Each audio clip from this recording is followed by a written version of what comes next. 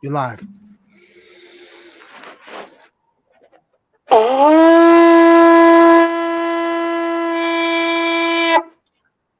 Putting out a call to all the warriors, the healers, the teachers, the light workers, the parents and grandparents, the scientists, the artists, the builders, and the destroyers.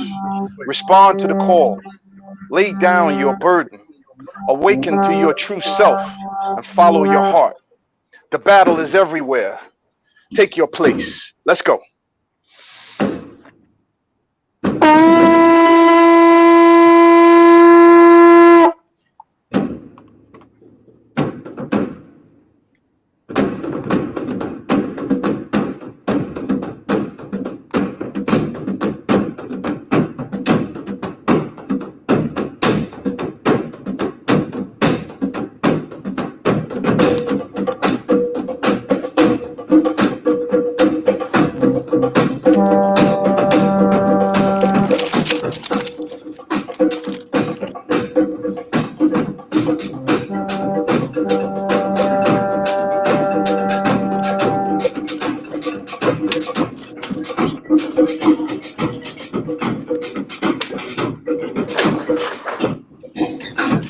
Hold on.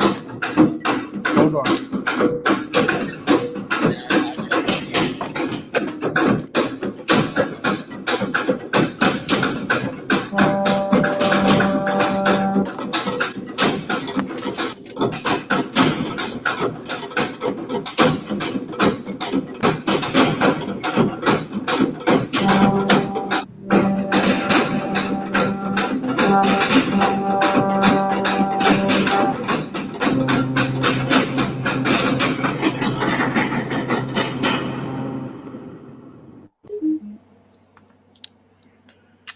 Greetings and welcome to Magnets, Crystals, and Pyramids. I am your host, Brother Ankh Rising Sun, also known as Uncle Hanky. Each show we bring to you people who are specialists and experts in their area of study. So tonight we're going to have a two-part um, show. I want to thank you, Baraka Moyo, for that presentation, that opening. Ashe, ashe, ashe. Ashe. Um, First hour, we're going to have a brother on the show who is a expert at Moorish lore, much to the miseducation of American people of the sun. Most of us have already been here, and our ancestors been here for thousands of years, untold millenniums, and we believe that we're misplaced by a diabolical agenda of foreign occupants to the indigenous land of the Moors. So we're going to get into that. We're going to give you a taste for the first hour to show how you've been bamboozled, not only with your Bible, you've been bamboozled with your heritage, your birthrights, your history. That's why you've been taught, the Willie Lynch files have taught you to hate yourself, hate each other. We got to upgrade because right now it's all about annihilation of the people of color throughout the world. Bill Gates wants 2/3 of the world population to be dust in 2030. So unless we start practicing Ubuntu is the principle, the African principle, as Muhammad Ali said, me and we. What is Ubuntu? Ubuntu is an Afrocentric, a heart-centric concept of we help each other as a community, as a network. Ubuntu.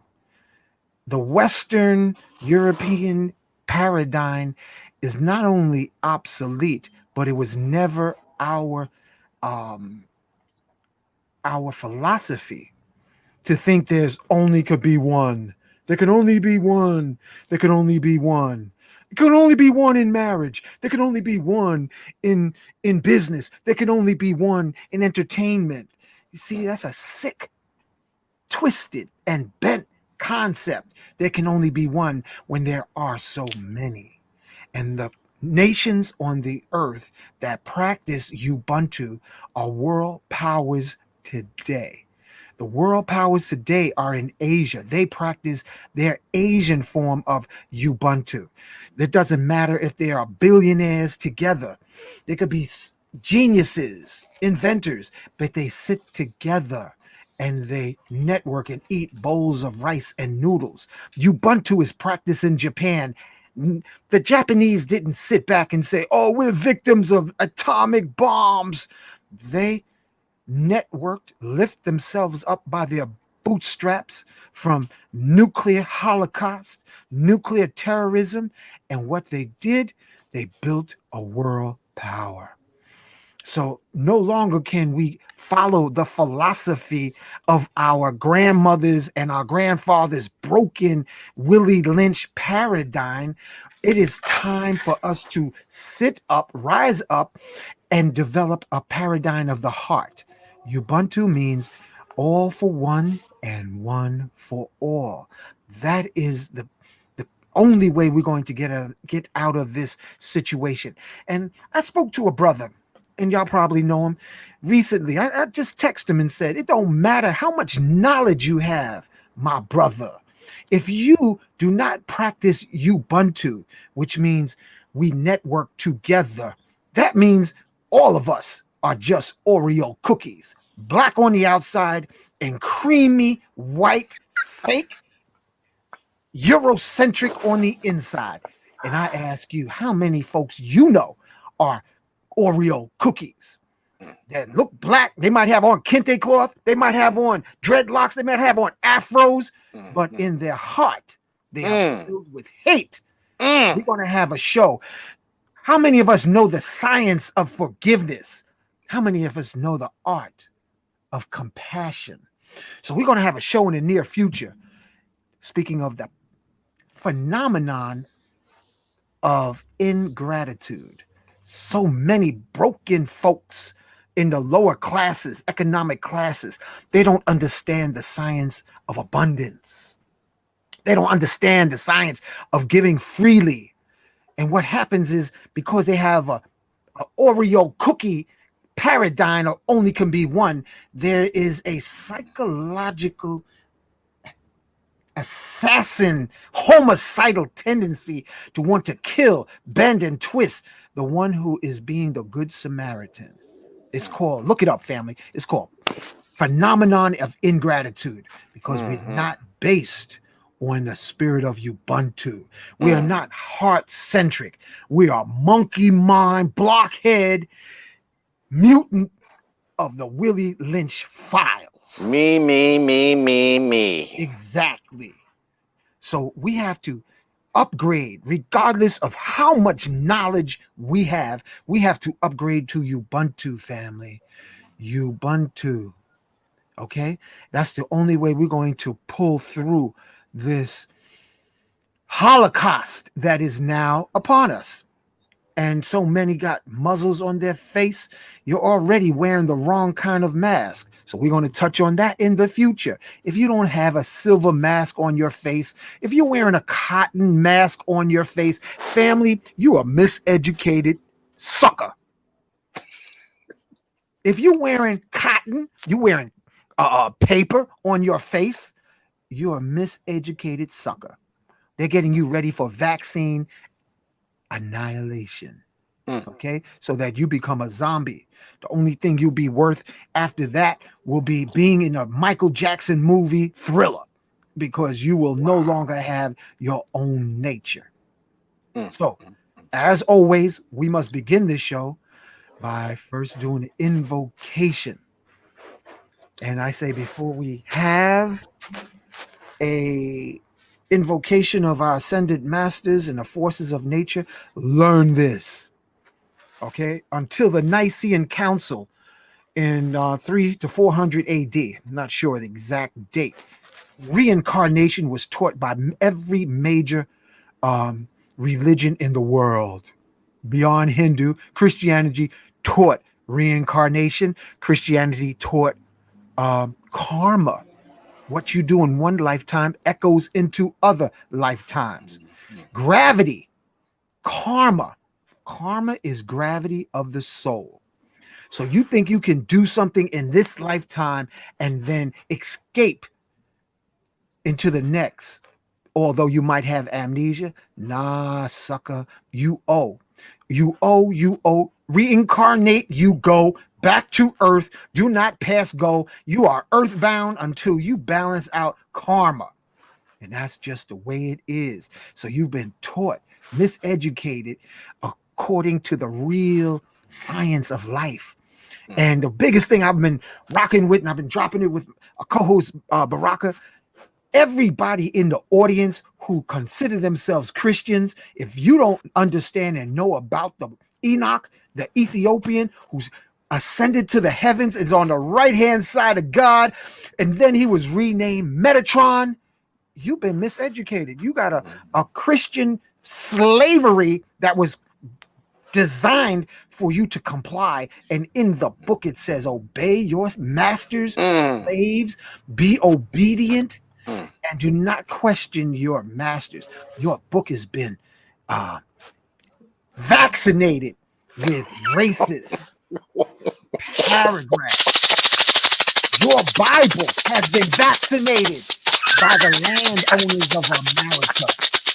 Your Bible has been vaccinated with toxic commands. So the book that you need to look into is the books of Enoch, where you have a man who ascended to the heavens and was named Metatron. So without further ado, we're going to go into the invocation. And I always say, yes, I am forgiving everybody in my past lives because I don't remember. And yes, I ask everyone in my past lives to please forgive me because I don't remember. And in the spirit of Teddy Pendergrass, I'll say, yes, I am forgiving everybody in this life. And in one knee, I ask that everybody in this life to please forgive me because I am free to release all inequity. And we say together, Ashe. Ashe. So now we call on Elegba, Mother Goddess of Love, Oshun. We call on Yemaya, Mother Ocean. And the ocean is just not the waters, it's the water that's in the air. We call on Oya, the Goddess of the Winds. We call on Shango. We call on Ogun. We call on Ochosi. We call on Ologun. We call on Obatala. We call on the Orishas who serve the rhythm of love. We call on ascended masters. We call on Simeon Toko, the latest Christ born in the Congo, who invoked an army of black angels, muscle-bound, bulletproof, the same angel spoken of in the Ethiopian Bible, described in the Ethiopian text. We call on the angels that Simeon Toko brought forth to chase the terrorist Belgians out of the Congo. Look him up, family. Simeon Toko.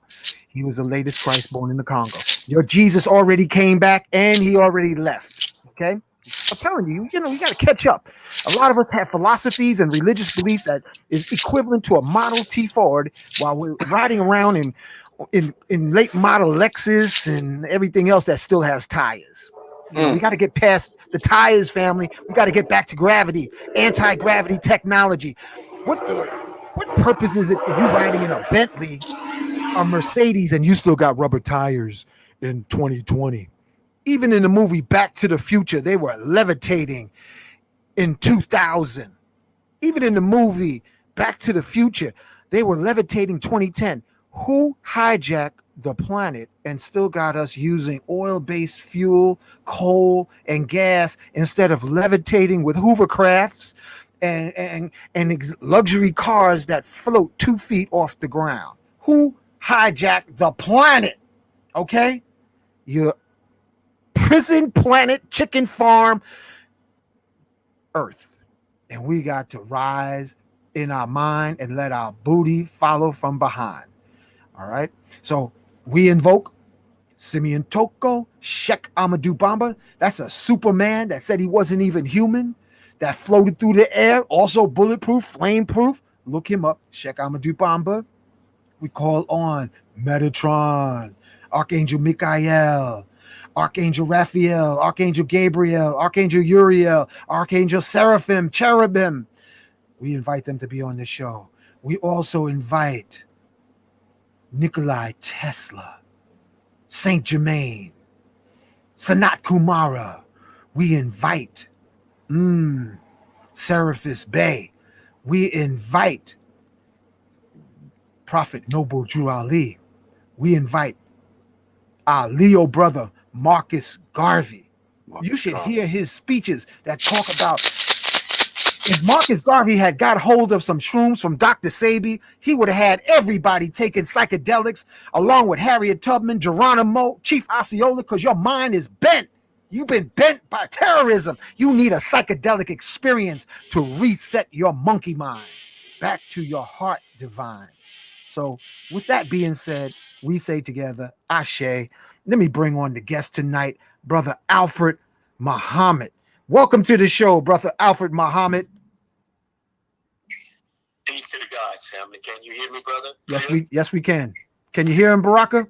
Peace, Brother Muhammad. And we're gonna bring up your picture, Brother Muhammad. We want to thank you for being on the show tonight. We're gonna put your ticker tape here because the information that you've shared with me for months, and I give a special salutations to our other Moorish genius, Superman, Jonas Bey. And we say Ashe to Jonas Bey, and thank you for being on the show tonight, Alfred Muhammad. Thank you, sir. Now, and thank you, family. Yes. And I would like to say peace to all the gods, our ancestors. And I want to bring this information to you because I've experienced this information in my journey.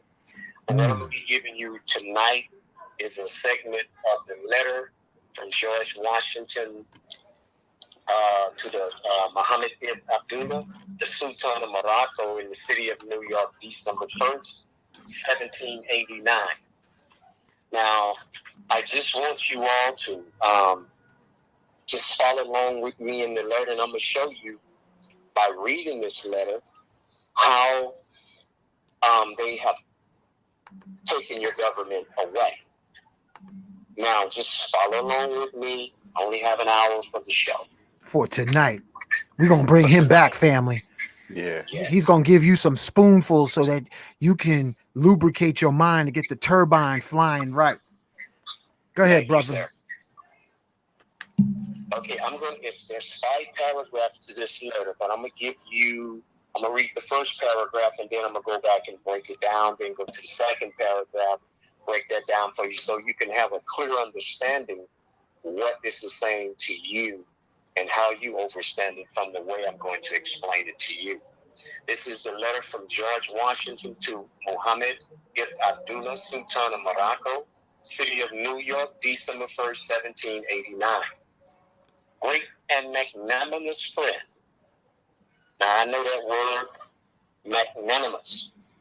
Keep that word in mind. Magnanimous. Since the date of the letter, which the late Congress, they saying late Congress, by their president, addressed to your Imperial Majesty, the United States of America, have thought proper to change their government and institute a new one. Just keep that in mind now. That's very powerful what he's saying. Agreeable to the Constitution, of which I have the honor herewith to enclose a copy. The time necessarily employed in the odious tasks and the disarrangements occasioned by so great, though peaceable, a revolution, will apologize and account for your Majesty's not having received those regularly advised marks of attention from the United States, which the friendship and magnanimity of your conduct toward them afford reason to expect. Now, that's the first paragraph, but let me break that down. Great and magnanimous, which meaning right there, George Washington is saying to the Sultan of Morocco that he's noble, high-minded and generous friend. They are giving him the utmost respect and asking for forgiveness to someone who's much stronger than them and high-minded, who is the Sultan of the Moors Aborigines, because they are in his empire. On this landmass here, the old Congress, which is your government, is gone. And its government and president, you had a president also. Many of us thought we never had a government. But this is George Washington talking to the Sultan. That was different from George Washington and the United States of America. This means they took away your Moorish government and created a new one. He said it earlier when I read it. What is George Washington chopping down the cherry tree symbolic of? Taking away your government. He suppressed your government and started acting like he was the original government from the start. He created a whole new document, their Constitution, that went against the original documents, which are the articles that did not allow slavery to continue to exist. Their Constitution went against the Articles of Association and the Articles of Confederation. Under the Articles, you could not deal commerce with someone who was dealing in slavery.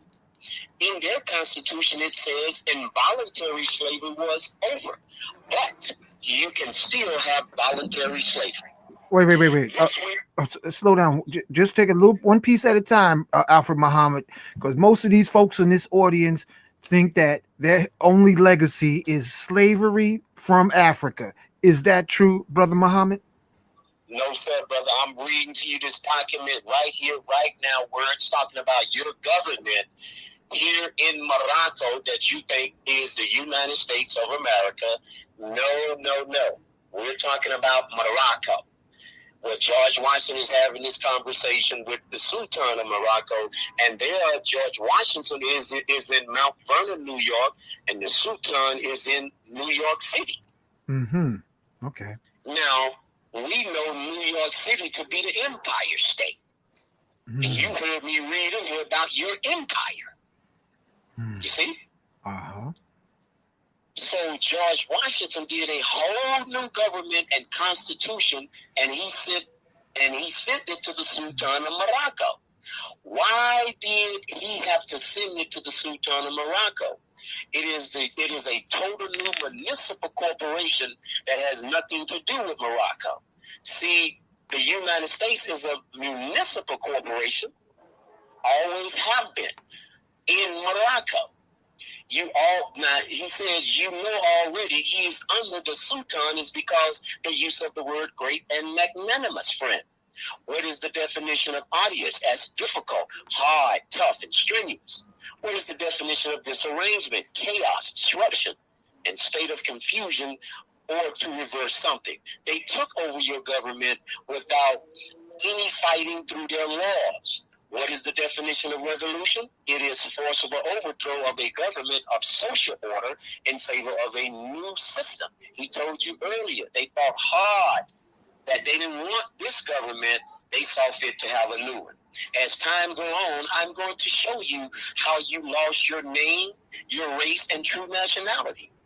Do you know what mark of attention means? This means they were supposed to inform the Sultan of everything before they started changing anything.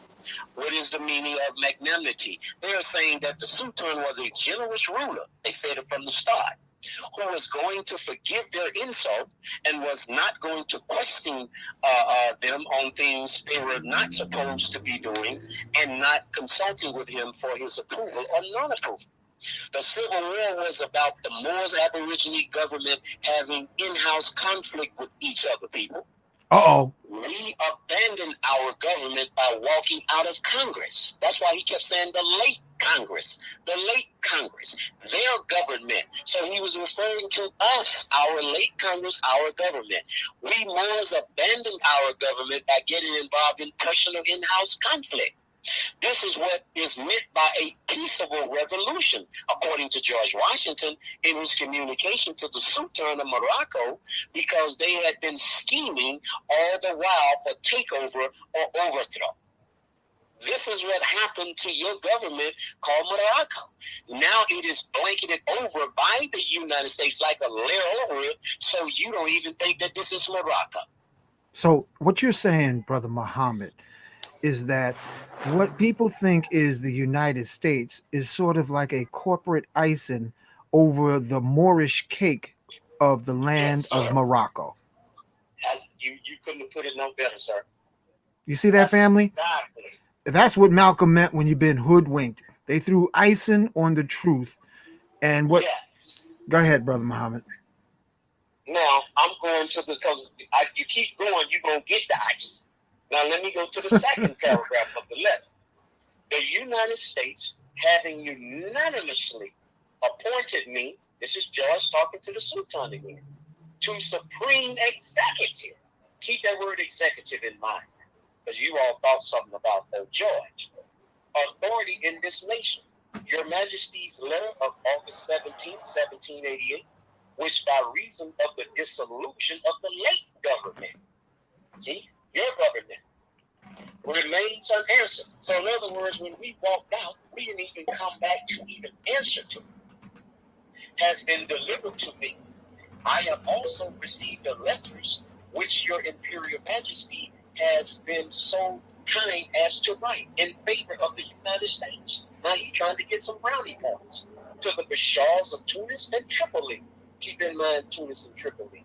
And I present to you the sincere acknowledgments and thanks of the United States for this important mark of your friendship or death. Now I'm going to break this paragraph down for you. Number two. Now, you all thought that George Washington was the first president. That's what they always taught you in school. But he is informing the Sultan of Morocco that he was appointed supreme executive. I just read it. Authority by the United States, the corporation. I have been informing people all this time that the United States is a federal corporation on paper according to Title 28 USC 3002 Section 15A. A corporation cannot be in common law, people. That's why you can't get your rights. On the other hand, when done properly, the express trust, I'm just giving you a little glimpse about this right here. I'm just making a point here on trust. We're not talking about it tonight. When done properly, the express trust is afforded all the common law protection orderly given to private contracts, particularly the obligation of good. The basis for express trust under the common law in this instance is not that such organizations are creatures of common law as distinguished from corporations, but they are created under common law contracts and do not depend on any statutes. See, right now you're under those statutes, under that corporation, because you consider the 14th Amendment. What is the definition of executive? It means someone with senior managerial responsibility in a business organization, such as a decision-making, directing, and controlling. So George Washington was CEO and chief administrator of a corporation called the United States. Mm-hmm. This is saying that George Washington sent a letter dated August 17, 1788 to Sultan of Morocco Majesty, advising him that the Moors Aboriginal government is in dissolution. What do you mean by that? Closure, terminated, disbanded, because they walk out and remain unanswered. There's a word called adjournment. Adjournment signed die in Latin, meaning without date, means without assigning a date for a further meeting or hearing on the matter, and has been delivered to me. Remember, George Washington was a general in the Civil War, so he is addressing this to His Majesty as the opportunity for a peaceable overthrow of the late government in favor of a new one. He could not have been a general and president at the same time. The Sultan of Morocco is now telling Tunis and Tripoli, hands off, let him go. Now you have to remember the story with Tunis and Tripoli in the movie they gave you, Pirates of the Caribbean. Mm-hmm. So they gave it to you in the movie. Now. Okay, so Brother Muhammad, yes, this sir. might be confusing to so many of us miseducated people. You are actually saying there was a Moorish empire here when the Europeans arrived? You mean when they came over here with their little boat, Columbus? There was a Moorish empire. I'm saying without any shadow of a doubt, there was a Moorish government. Aborigine people here on this land always have been. And yes, brother, there was a government. George Washington is telling you right here in the letter. I'm not making it up. I'm reading the letter of the conversation he's having with the Sultan of Morocco. And I told you he's in Mount Vernon, New York, and the Sultan is in New York City. And what do they call New York City up until this day? The Empire State. Right. Hmm. Maybe this will help shed some light on it as well. Brother Muhammad, Yes. how does this relate to the struggles today of so-called black people in America to get whether it's equal protection under the law, justice, or even reparations? How does this relate to that? Let me say this. I'm glad you brought that up. You're not gonna get no reparation. You're not gonna get any equal protection under what law? Now, I'm saying to you is this. Until you come from under the corporation, I just told you what it is. It ain't me saying that, their law says. You can never get reparation.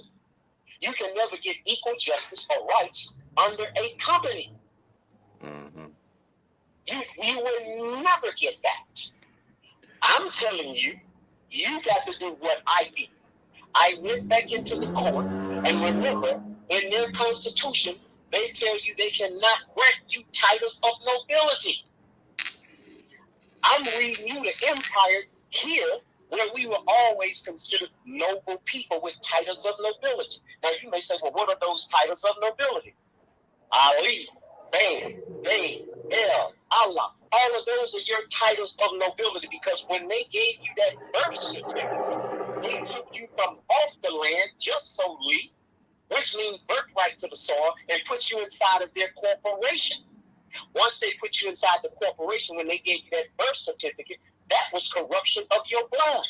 So you're saying, Brother Muhammad, that you got black folks, Negroes, or African Americans are actually the landlord, but because they Yes, have sir. been miseducated and have amnesia, they're trying to, instead of being the landlord and knowing that they own the land, they're trying to join or move up in the McDonald's Corporation of the Yes, United sir. States because they don't know that they're the landlord. Man, That's you talking That about is actually proof, facts, and I'm proving it to you with this letter first. Now, the brother asked a very important question. I can only use me as an example. I've gone into the court September 20th of 2018. I renunciated myself from under the United States Corporation. People ask me why I did that. Well, you have a better benefit on this side of it. You just don't know that. Then I went to Social Security and asked them and told them this name, Moorish name, spiritual name, will never have a Social Security number, and I need for you all to give me a letter with your letterhead stating that facts. so You see? we in a bad state, Brother Muhammad. Could you Listen to me. imagine? You know, that's it's almost like we a sleeping giant that forgot. Sleep. We're in a deep sleep. That's why, listen to me. That's why when you get a house, they put you under the deed. You see? They took you, and then they did what they do in the county. They got what they call a tax map, reference number and registration number. So what they do, real estate, everybody think real estate and real property means the same thing. No, sir. One is tax, the other one is not. And in their tax map in the county, when you look that up, it'll show you all the property in the county is tax exempt. But they're not going to let you know that little caveat, because the county got to keep hitting you with that ad valorem tax. And that's how they suck you. And when you don't pay the tax, even when you say you paid the house off, if you don't pay the tax, they foreclose on you. So Brother Muhammad, slow down. So you had the Moorish Empire here in America, before the It's Europeans always arrived. been. It's still here. Okay, and just so that the black folks can understand. Special shout out to Dr. Phil Valentine and also my distant cousin Supernova, who also speaks of this Moorish information. You're saying that you had the Moorish Empire, then you had these European rejects come over here, and what they did over a period of time, they made the landlord think he was the slave, and then had him join the European club called the US, and all the time he's the landlord. What kind of liquor did they give us to cause that kind of travesty? I told you when we walked out, right? George Washington was scheming all the time.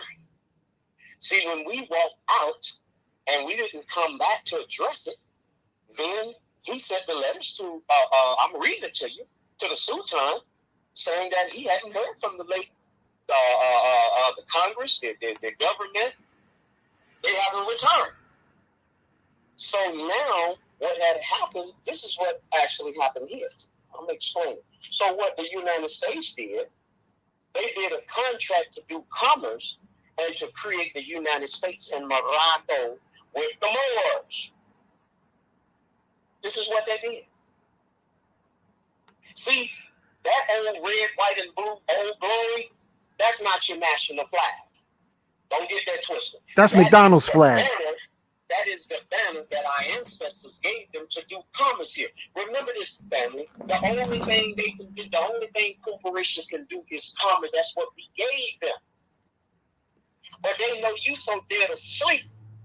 Like the brother asked me, how can we, you ain't gonna never get no reparations under no 14th Amendment. And if you let me go on, there's somewhere in here where it's gonna tell you with this Senator Benjamin R. Pitchfork Ben Tillman of South Carolina. He told you what he did with the so-called Negro, how they disenfranchised us. We didn't disenfranchise the Negro until 1895. Okay, slow down now, just so that folks can understand. You got these Europeans that came over here into a country that was already established, set up Burger King, and told them that they can be members of Burger King as long as they buy hamburgers and get taxed. They gave the Moorish Empire members some kind of liquor to make them have amnesia to believe that they belong with Burger King, McDonald's, and they're the landlord that the Burger King and McDonald's is supposed to be paying rent to. Is that what is that what you saying, Brother Muhammad? Well, I know you put it in. I know you put a little humor in there, brother. But sometimes humor is good, and that's exactly what I'm saying. This always been your land. Let me say this right. You see, family, I got some property in Daytona. I went and took that property, and I put that property into trust. I created a trust. Put the property into what you call an express trust. Let me be a little bit more specific. When you take the property and you create a trust, you're coming back to a rodeo titles. You're coming back. The trust is the rodeo title. It's bringing you back to the land. I didn't want to get into this, but I'm going to just give you a little glimpse. So now I filed mine June of this year. There is no more taxes on it, and there is no more mortgage on it. I hope that everybody heard what I said. When you go into the trust, there is no more tax on that property. You never had a mortgage anyway, because the word mortgage means a debt pledge or promise. So you never had a mortgage. You was only paying a mortgage tax. And I told you, even when you pay the house off and you don't pay that county tax, the county come foreclose on you. So you always had a mortgage tax on that property. But you have to put it into the express trust in order for the vultures and the thieves won't take it away from you. So now I can bear witness to it, family, because that's what I did with my property. So now they got the landlord thinking that they're a member of Burger King or Wendy's or McDonald's, and then they're looking for Burger King rights saying Black Lives Matter. That's another trick. Is that That's another trip. that is insane? The landlord has amnesia. You heard him, family. Wake up. Yes. You please continue. Yes, sir, I will.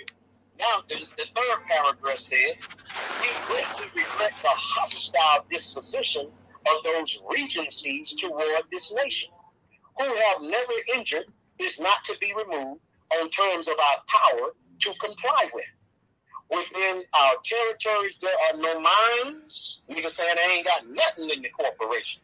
With a wither of gold or silver, and this young nation just recovering from the waste and disillusion of a long war, have not as yet had time to acquire riches by agriculture and commerce.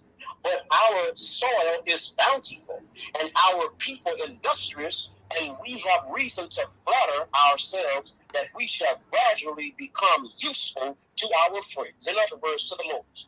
Now, let me break that down for you. We greatly regret the hostile disposition of those regencies, he said, toward this nation. Now, see, Tunis and Tripoli were the enforcers and took the ships of the United States when they did not pay the blackmail or tax. Blackmail is synonymous to when somebody don't pay the tax. They send the enforcers out, which was Tunis and Tripoli. They would take the ships from America because they didn't want to pay the tax. Who didn't want to pay? Burger King? Are you saying Burger King people didn't want to pay the landlord the tax? Absolutely. So Tunis and Tripoli would compensate their ships. That's what that movie was about. What's the movie I said? I just Pirates of the Caribbean. Pirates of the Caribbean. That's what that movie was all about. Yes, sir. Here it says, Tunis and Tripoli were the enforcers and took the ships of the United States when they did not want to pay the blackmail or tax. This is what the movie Pirates of the Caribbean was about. Within our territories, there are no mines, whether of gold or silver. He's talking about their jurisdiction in that Article 8, Article 1, Section 8, Clause 17. It talks about the United States corporation jurisdiction. The Congress shall have the power to exercise exclusive meaning limited. Legislation mean only when they write and pass those laws. In all cases whatsoever, over the district, not exceeding 10 miles square. That's the limit of their jurisdiction.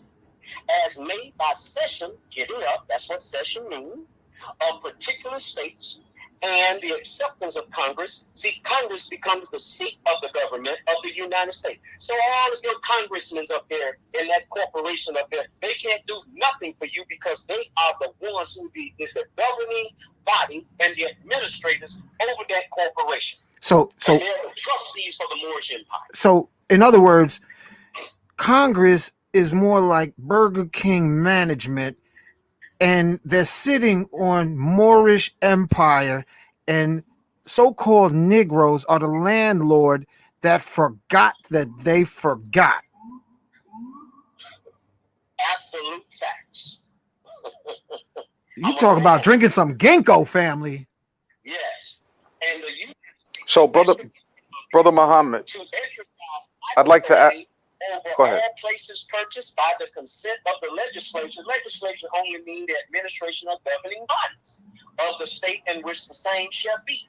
For the erection of the fort, now the forts mean their military posts, all the military posts they got, with magazines, arsenals, and dockyards and other lethal buildings, and to make all laws which shall be necessary and proper for carrying into execution the foregoing power. Basically, they're saying we don't have any money right now by agriculture company. That's what he was talking to the Sultan about. Now, I'm going to number 4. Hold that thought, Brother Muhammad. Hold that thought. Brother Baraka has a question. Yes. Thank you, Hank. So, Brother Muhammad, so in terms of this letter, George Washington, as the new executive of this new nation, is basically trying to curry favor with the Sultan of Morocco. My question is, how does that fit in the larger scheme of history, in the sense that, like, for example, 1492 when the Castilians finally defeated the last of the Moors in Spain. So, being that the Moorish Empire was a global one, and I understand that George Washington would be coming more from so-called England rather than Spain, but still there had been a global um, assault on the Moorish Empire. So then, why would the Sultan trust or even enter into this type of agreement with these children of England? Well, remember something now. I said to you that the United States corporation that George Washington was over meant nothing to the Sultan. That because his dominion is the land. They are trying to come in and do commerce on the land as a corporation. So it meant nothing to him. Okay? So yeah, we'll let you come in and as long as you pay the tax and pay what you're going to do, whatever commerce you're going to do, but you're going to pay us the tax. And that's where the problem got to be. They started not wanting to pay that tax for the use of the land or for whatever use of commerce that they were doing. So you're saying, Brother Muhammad, that originally our Moorish ancestors only gave them 10 square miles to have their Burger King corporation called the United States? I'm sitting here reading it to you in the George Washington letter, and you can go and pull up the article itself, section 8, clause 17. So then, that's not what I'm saying. Okay, so we just getting into perspective. So you're saying that they originally, these Europeans that came over the waters were supposed to only be in a cage of 10 square miles. And they took advantage of the Moorish Empire, exploited it so that the present day landlords are sleeping and paying the Burger King management. Yeah, now what happens? See, This is insanity. But it's coming back again now. You got to remember this. See, that's why I say I studied this stuff. I said earlier, and you got to remember this. When you were born, your mothers were the informers. They gave you over to the state. See, with George Washington, they was taking down the government. But with this other boy, Pitchfork Tillman, see, they didn't take your states yet. They hadn't got that far yet. We're your 50 Union state. That's why you always said in that Pledges of Allegiance, I pledge allegiance to the flag and the United States of America and to the Republic. So your state's always been a republic form of government. So anything that they implemented, it didn't pertain to us. The state of didn't pertain to us. It pertained to Caucasian people. Had nothing to do with us. You see? So we've slowly was falling. Now, that's the next one where he just outright told you, yeah, we took it from them. This is the boy, Pitchfork Tillman. Okay, hold on. Let's say that name so that the family can look him up. Pitchfork Tillman. In March 23rd, 1900 speech.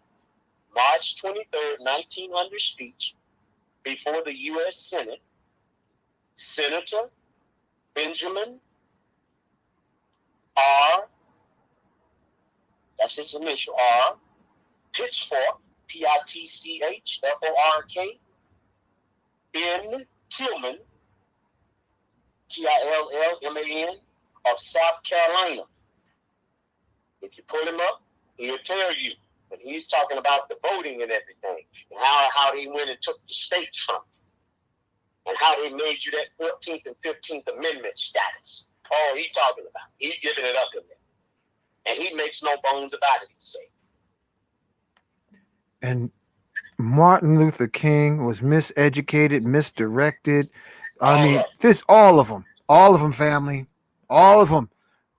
The only one that even came close is the Nation of Islam. They spoke about it, but no Prophet Noble Drawley. But see, even with that is under the corporation. If they knew, they could have took that. See, any organizations or companies you're building up, you want to put it into the trust. so you don't have no problems. It's trust, family. Trust. I know they never taught us about trust in school or college, but I'm here today to tell you this is what I do. I've already done it.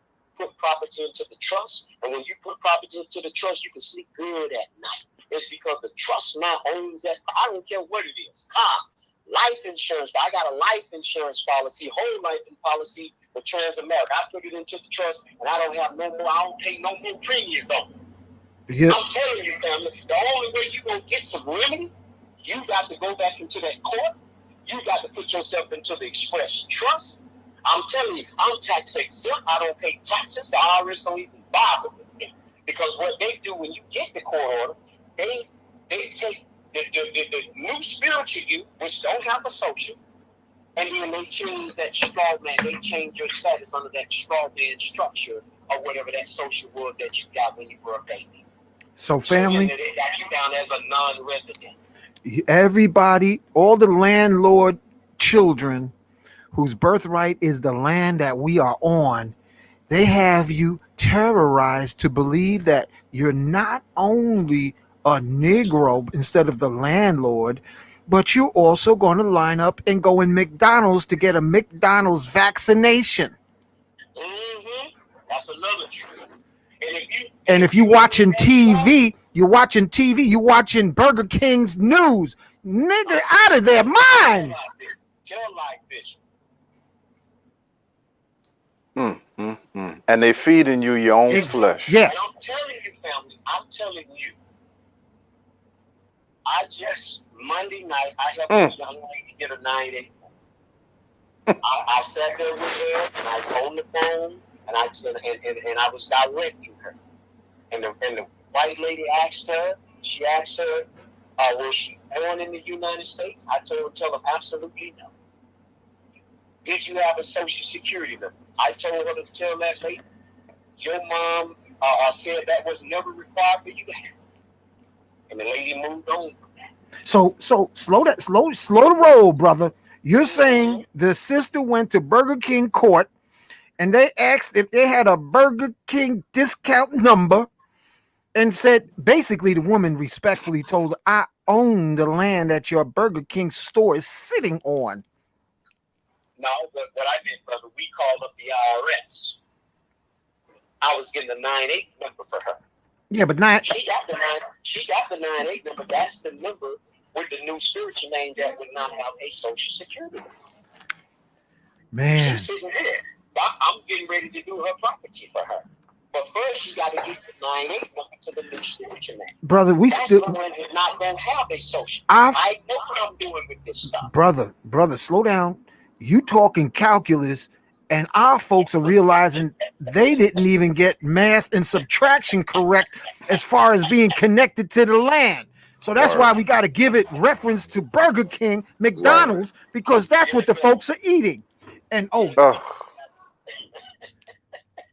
so hold up. Don't give us calculus yet, because we're going to have you back on this show. Right. Because and family, the latest news is that you're eating humans at Burger King and McDonald's. Okay. Yeah, they've been talking about that for a while, but yeah. You know, when they tell you on routed on AP and CNN, you know, like you already missed the boat. But if you still eating that stuff, man, I don't even know what to tell you, man. So, family, if you want to be returned to your nature, return to your roots, you can't watch Burger King, McDonald's, television, and news. And I know so many people that just watch their news instead of doing meditation. Special shout out to spiritual doula, Melanie, Leo Lady. Want to acknowledge you. Please help our folks. We are crazy out of our minds because we've been misdirected out of total earth birthrights.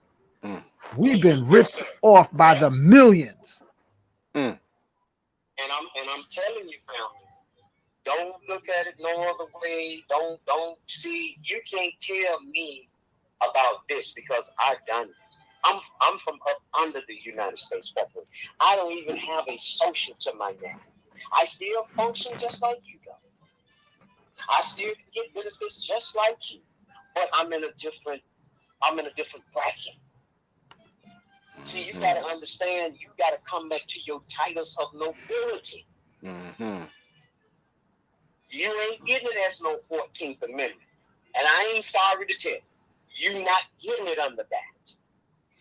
Now, if you want to know how to go into the court, I do all of this. Teach you how to go into the courts, how to get a 9-8 number, how to get the letter from Social Security Administration, how to do your passports, how to set up your express trust, how to become tax exempt status, how to do lawsuits on your county and state, how to do the executive letters, how to write up your own warranty deed to your house when you're putting it in trust, and how to write up a real property transfer of ownership information. That's what you have to do when you're putting it into the trust and filing it in your county. Okay. How to not be taxed on your labor from your job. When you get that court order, and when you get that W-8 bill, and when you get that letter from Social Security Administration, you take them to get it right to your job, and they will not hold no more tax on your labor. I'm telling you that because I know that personally. I ain't telling you what somebody told me. I'm telling you what I'm living.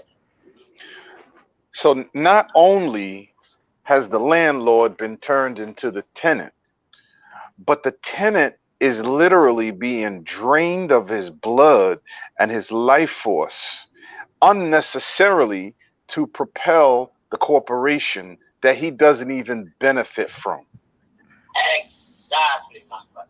In other words, and what you're describing is that there is a path, that there is a way for you to take those needles out of your arm where they are literally sucking your blood, where you can cut the chains that bind us legally into contracts that we don't even understand. You're saying that we can free ourselves and still walk on this land?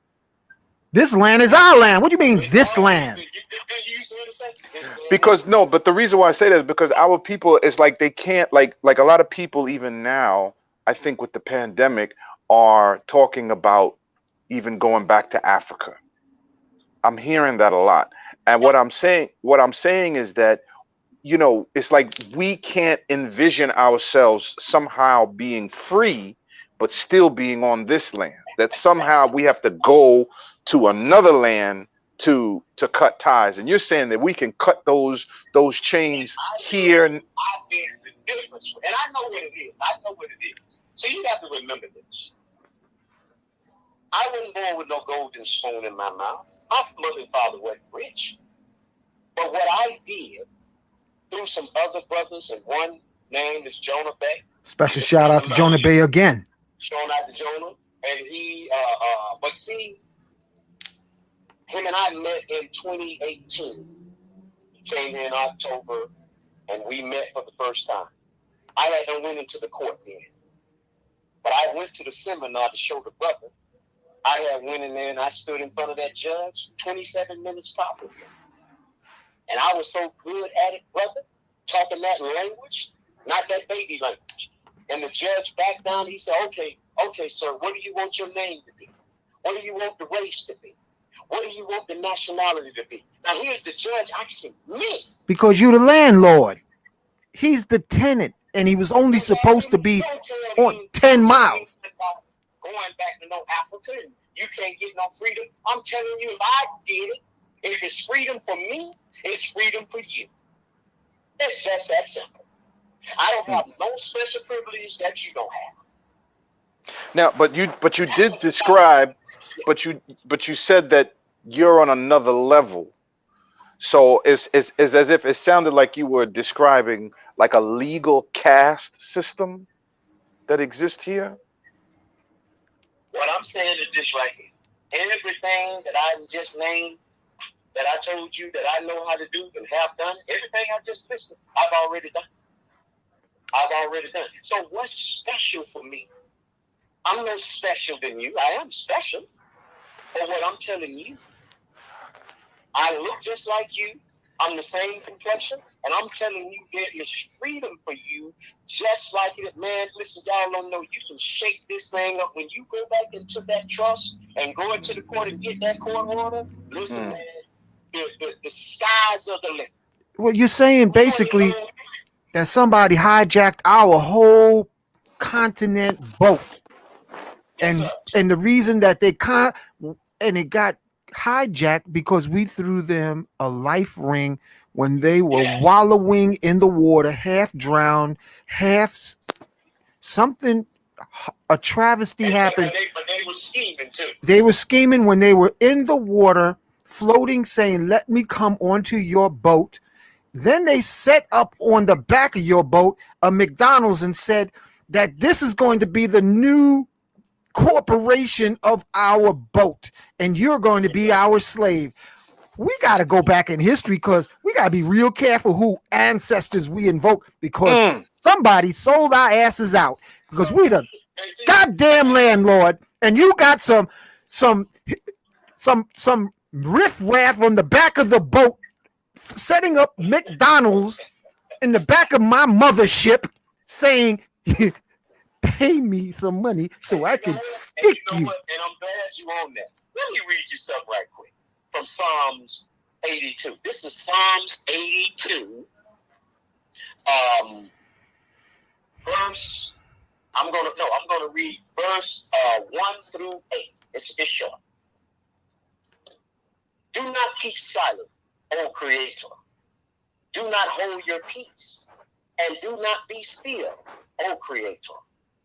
For behold, your enemies make a tumult, and those who hate you have lifted up their heads. They have taken crafty counsel against your people, and consulted together against your sheltered ones. They have said, come, and let us cut them off from being a nation, that the name of Israel be remembered no more. But that is Moorish. That's how I look at it. For they have consulted together with one consent. They form a confederacy against you. The 10 of Edom and the Ishmaelites, Moab and Hagrites. Now, what this is talking about, this is the United States Corporation. They form a confederacy against you. Here it is right here. The United States of America has always been a corporation because it is a confederacy. So you this say confederacy was put together by delegation from Connecticut, Delaware, Georgia, Maryland, Massachusetts, referred to in the articles as Massachusetts Bay, New Hampshire, New Jersey, New York, North Carolina, Pennsylvania, Rhode Island, referred to as Rhode Island and the Providence Plantations, South Carolina and Virginia. So you basically say you got a chain of Burger Kings on the landlord's land, and they ain't paying us the rent. We paying them the family. See, if you get your status right and realize you're the landlord, you go to Burger King and you get whatever you want. If you wanted something from Burger King, we busy. You're not supposed to be paying rent. They're supposed to be giving you a percentage in your apartment buildings. And they know that you don't know that. They know you the owners here too. And they know that you think you are 14%. But I'm here to tell you today, you ain't never been that. That's what I told that judge when I first went in front of Judge Shapiro. He asked me, he said to me, he said, why my petition, sir? He said, yes, I did. I say, well, that's the reason why I'm here, Judge Shapiro. And then he asked me, he proceeded. He said, well, but aren't you a U.S. citizen? I said, well, I'm glad you brought it up, Judge Shapiro. Let's just get on into it. Hold on a second. Hold on, Brother Muhammad. Hold on. He asked Brother Muhammad, aren't you a member of Burger King? Don't you have your Burger King discount card? He insulted you, brother. And I said to him, he said, well, I can grant you the name, but the other two, the race and nationality, you got to go to the federal. Okay. I said, objection, Judge Shapiro, that's not facts. Hold that thought. Because the federal corporation had nothing to do with my birthright being born in Florida just solely rights to the land, rights to the soil. It says nowhere on this birth certificate, Judge Shapiro, anything about the District of Columbia doing business as a United States corporation. Okay, hold it. Brother Muhammad, hold. You know what I always say to you, brother? Hold that one, because we're going to have you back on this show the next time there's a guest. Every time we're going to have, I'm shaking up my whole table. We're going to have you back. So help me, I am. Yeah, we need this. We've been born in Burger King, getting a Burger King birth certificate. We've been bamboozled from the cradle to the grave. Yeah. And if you keep coming on to the brother's show, it gets sweeter and sweeter. Okay, I'm here as a witness bearer telling you, like the brother asked, this is how you get your freedom. Got it. You ain't getting it through the 14th Amendment. That's not happening. Thank you, Brother Muhammad. Tell us how people can get in touch with you, because we got to set this up so that you can have classes, because we got 400 years of miseducation to reboot, reset, so that folks will realize they're the landlord instead of a slave. Well, my email address is Mr. Bay, MRBEY 33169 Once again, Mr. Bay, MRBEY 33169 And phone number is 786-624-8257. Once again, 786-624-8257. I want to thank you, Brother Muhammad. The next time we do a show, we're going to have you come and swinging your bat of truth and busting, because this is a travesty. This is historic terrorism on another level. This is historic terrorism, family. You have been a victim of historic terrorism and miseducation. I want to thank you. Make sure they look up Benjamin R. Pitchfork. Oh, we got that, brother. We got that. But save the rest, because we're going to go back over this and more, family, at the next show. I want to thank everyone. Thank you, brother, for bringing me on. I appreciate it. Oh, you gonna have so much to offer to the people. This brother got a bag of jewels. You can't make them dry. What'd you say, Baraka? I said, Brother Muhammad got a bag of jewels. Yeah, well, you know, Hey, he bro, do look. I got everything over here. I'm not. Yeah. I'm not everything. I just gave you a rundown of the list. Oh. Court order, Okay, letter. brother Muhammad. We move into the next hour Yes, sir. of our guests. I want to thank you for being on the show tonight. Salute. And family, share the links. Tell them it's time to break free from Burger King, McDonald's, Wendy's, Chuck E. Cheese. You've been Corporation. Thank you. Machine. Baraka, Wow. can you imagine that? Wow. That is crazy. Yo, man, we getting off the plantation, man. Crazy. Gotta get off the plantation, for real. And family, y'all wonder why I invoke ascended masters, angels, archangels. We need help down here. Mm-hmm. Okay, family, we're in the second hour. Our featured guests tonight. This is where it's going to get hot. Buckle your seatbelt, because we have world-renowned Lloyd Strayhorn, and we have a Master Numerologist. I said it. No, Master Numerologist, Kaya French. I want to bring them into the queue. We having them come forth. We want to say welcome to Magnets, Crystals, and Pyramids. Brother Lloyd Strayhorn, what's happening? Sister Kaya French. How y'all doing? Awesome. Fine, thank you. Great to see you, man. Oh yeah, I'm good to be back. Listen, man, Interesting topic. I've been reading your book. Good. I'm looking at my calendar, man, in a whole new way. Oh, I hear you laughing, Kaya. That is the Bible of numbers. What? Okay, What? I love it. I used to read it every day until I got it. Thank you so much, Lloyd. Thank you, man. But you know, the purpose of the calendar, Brother Baraka, if a person can be in the wrong place at the wrong time, the calendar is designed so you can be in the right place at the right time in perfect harmony with the universe. Go That's all. ahead. That's all. Wow. That's what I'm talking about. Listen, it's I'm telling you, I'm playing with it and I'm seeing it and I'm like, whoa, Yeah, whoa. very interesting. Amazing. And Amazing. tomorrow's Great going to to be see an you. amazing day for you too, because Say that I said tomorrow is going to be an amazing day for you also. Yeah, that's right. That's right. That's Yeah. right. Yeah, That's right. That's right. Thank you. That's anytime, right. anytime, double star day. Yeah. Yeah, I got my ducks lined up, man. I know that's right. I know that's right. And Sister Kai, I've been loving your piece on the Amsterdam. Thank you. Hey. Know your numbers. Mm-hmm. Beautiful. I know we linked up on Instagram. Yeah. Yeah, I'm checking it out. It's beautiful. Thank Beautiful. Love the information. I do my best to numerically write the weekly column for New York Amsterdam News, and I also post them on my Instagram so people can see it as well. And I'm just proud to be, you know, a person that could give out this kind of information for people to apply it and use it to, if they need it, or to their best ability if it relates to them, which it should relate. Beautiful. Beautiful. Know your numbers. Know your numbers. Lloyd, it's good to see you again, my brother. It's good Thank to see you. you again, man. Thank you very much. As you Yeah. see, you're wearing something similar to what I'm wearing, which I can't go nowhere without people speaking on this piece. That's right. That's I right. feel you.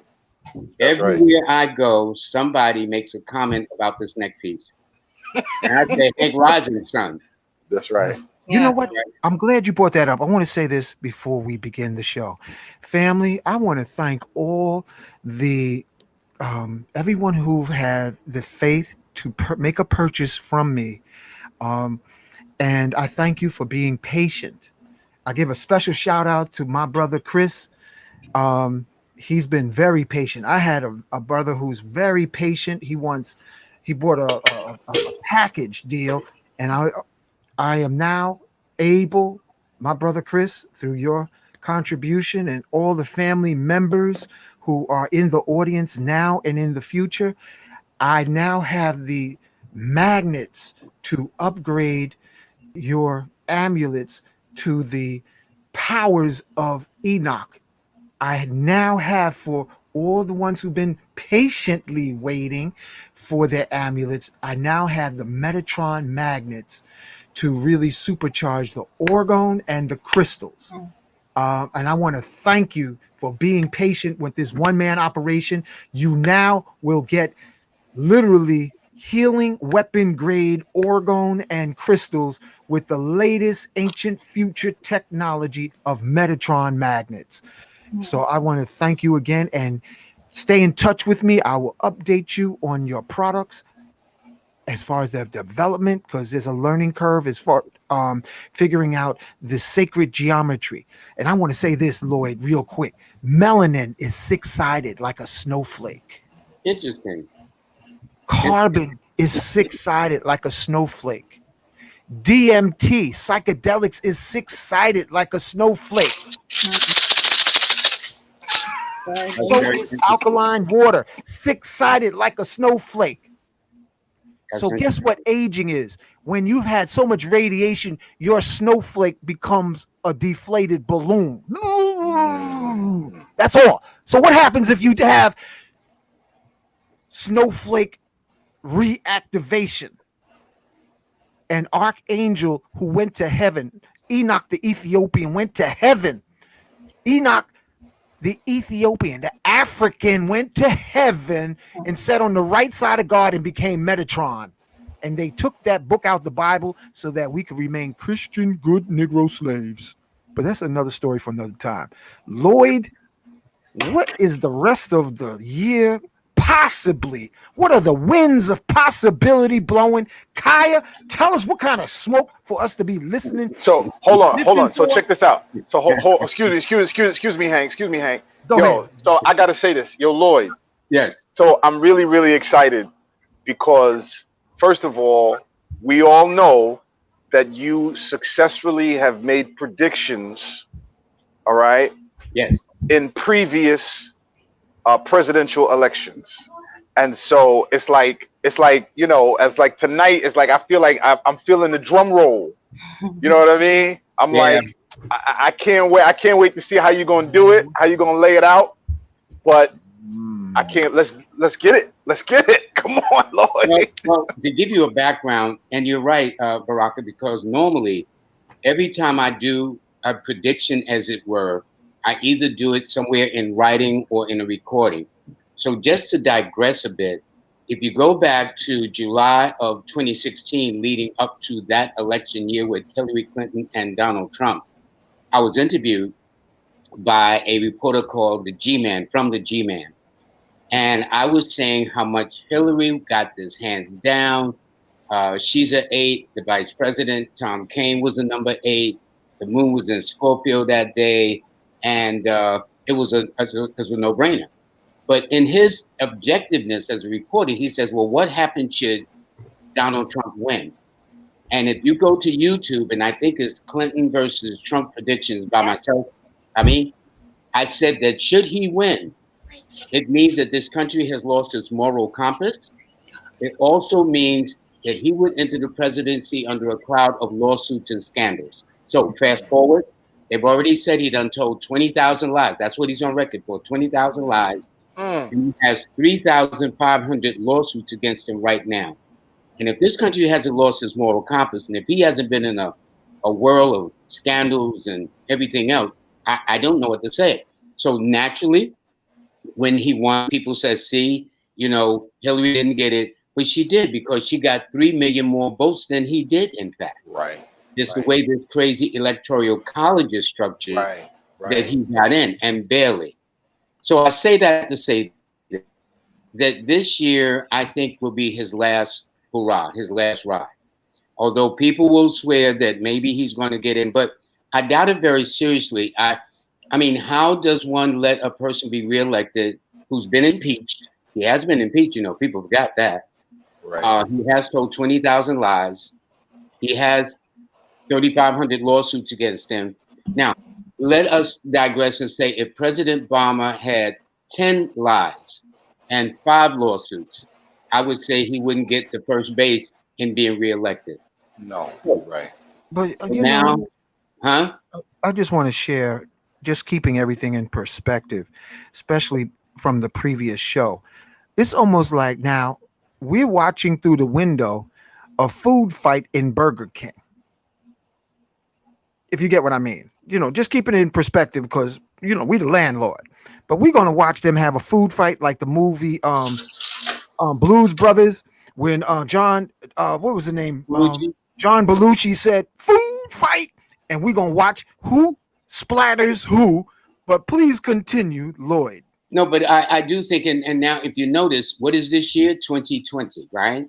Mm-hmm. Well, our Vice President, Joe Biden, who is declaring his presidency officially tonight, is born on the 20th of the month. His first African-American female vice president is also born on the 20th of the month. She's not African-American. I know. And neither are we. Well, a woman of color. I'll put it like that. No, right. Let's touch on that. Hold on. You know what? Damn. Burger King. He's going back into the Burger King. Hold on now. Who is this? Look, Baraka. Who is this Kamala Harris? Who is Break she? it down. Yeah, the 20. He's breaking it down. She's born on the 20th. Go ahead. Ask Lloyd. Yeah. Lloyd, where did she come from? Well, it's almost like, you know, she came down like Mary Poppins. Well, who is this woman? Well, I don't know her that way in that sense, because when Kaya and I are looking at people, she's looking at the stars, I'm looking at the numbers, and then we put it all both together. But the fact that she is born on the 20th, Joe Biden is born on the 20th, and this year is 2020, to me, a lot of symbology to it. Okay? Now, yes, they swear that Trump is going to win, but I mean, he's brazenly messing with the post office. So if your mail is on hold and you don't get it in a New York minute, you now know why. They mess with states like Michigan, for example, especially because he doesn't like the governor there. He doesn't like the governor here, Governor Mario Cuomo, or Andrew Cuomo, I should say. Mario was his father. Right. But the point is that I really do believe, and if you listen to the way Michelle Obama get the put down on the president, you know what I'm saying? And let me tell you, just as we went en masse to vote for the first African American president at that time, Barack Obama, believe me, Black folks are going to be out in droves to make sure our presence is felt. You know, Malcolm X said during the 60s, the ballot or the bullet in the time of 1964, that without question, they cannot do without us. Here it is, fast forwarding all these years later, it is even more so the case, and especially with our women. Our women are very powerful. First of all, without the sisters, we don't exist, okay? So, and the fact that they got this kind of political astuteness that started from Shirley Chisholm back in 1972 to other women that have made that attempt, I think it is nice to have that. And so Kamala Harris is a sharp cookie, because if you look at some of those hearings she's been into, she made William Barr squirm and a whole lot of other people squirm. But the point is, I do believe that there is going to be a change of the guard. Now, is how it's going to end. Will it end nicely, where there's a thing of saying, okay, guys, you win, you know, I lose, and let me leave politely? Or will there be this thing whereby some people are just spoiling, some people will just be in denial? He just may be one of those. Man, we've been in 2020 already, you know, for 8 months now. So I don't think we're going to be surprised if it gets set off in November. True.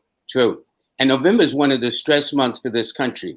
In my book, I explained that for the United States, their key numbers are the 4, 1, 2, and 7 in that order. But the opposition numbers to the United States is the 6, the 8, and the 9. Well, one of the months that are very problematic to this nation is the month of April and May, followed by October and November, primarily. For example, of the 5 Aquarian presidents, 3 or 4 of them died in the month of April. John F. Kennedy was assassinated in the month of November, on November 22nd of 1963 in Dallas, Texas. So normally these are stressful times. And don't forget, the stock market crash of 1929 occurred in October, again, one of the stress months of the nation. So I would say, yes, October. So when they talk about October surprise, okay, and I'm not talking about Reggie Jackson, the baseball player, Mr. October. I'm talking about the fact of that there are going to be some interesting developments. And as you see, it's obviously, Braden, that you've got a man who is assigned to the postal inspector who has no experience in post office and dismantling all the machines. I mean, if people don't see what that's about, and I think this is where the president has tripped up. Everybody likes to get their mail. I don't care whose mom it is, even if it's Bill's. Everybody like to get their mail, especially those who get their medicines through the mail, get their checks through the mail, get their products and services and other things through the mail. This goes across the board. So to try to do something like that, I don't think there's a, hey, there we go. I don't think there's a kind of a bright move, to be honest with you. And in fact, the postal inspector has to go up before the Senate tomorrow and the House on Monday to explain why he does what he does. You know, that's like me trying to run the National Basketball Association and I can't even dribble a bit. Okay? How am I going to be in charge of something that I have no background in? So it's all these kinds of things. And I think once this president is out, because let's say worst case scenario, he's re-elected. Okay, worst case scenario. Do you think he's going to really be elected a 3rd time and a 4th time? It doesn't work like that in this country. So where the president looks at the United States as the United States Incorporated, part of his problem is he failed to look at it as the United States of America, which is all 50 states across the board. So they like to divide, and they like to talk on black crime, for example. But did you know that 85% of the white people are killed by other white people? but they don't talk about white on white crime. Okay, but they'll talk on black crime. All the kind of things to kind of like divide and conquer us. But we are unstoppable people. And as always, we come to the rescue of this nation each and every time. And this election year, I gotta be honest, will be no exception to the rule. So, Lloyd, with respect to, I mean, I highly respect your opinion and what you say. But from my perspective, it's like Kamala Harris is kind of very controversial. I feel that the sisters kind of embrace her because they sort of, just buy into her being African American or whatever. But black men, I feel, particularly, with her record in terms of locking up so many black men in California, and she even went hard. I forgot the brother's name. There was a brother on death row, and she suppressed evidence.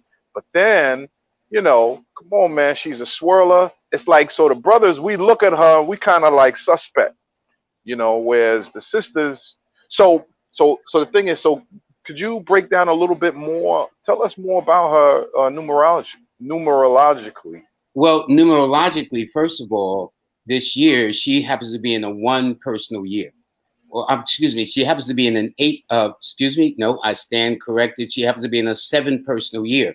Her key numbers are the 2, 7, and 6. Well, Joe Biden's numbers are also the 2, the 7, and the 6. Wow. So the fact that she's in a 7 personal year, it does mean secrets revealed. Things that have been hidden come to the surface. So people are talking about that in that case. I do understand because I'm not a specialist in looking at her background other than what I read. Other than what I see recently is that, she tends to be like, especially in these Senate hearings, she puts the kibosh on these people that they be trying to do this, that, and the other. But there are mixed reviews in that way. And you got to admit that, especially when the days when she was a prosecutor. And I understand there are other controversies, but I got to be honest. She's nothing compared to the controversy of Donald J. Trump. To me, Donald J. Trump's make her look like elementary school. I think what the attraction is, first of all, she went to one of the HBC Black universities, Howard University. Right. She's a member of AKA, which is part of the fraternities of AKAs and Deltas and this, that, and the other. And so maybe it's in that sense that they look at her. And here's how it works.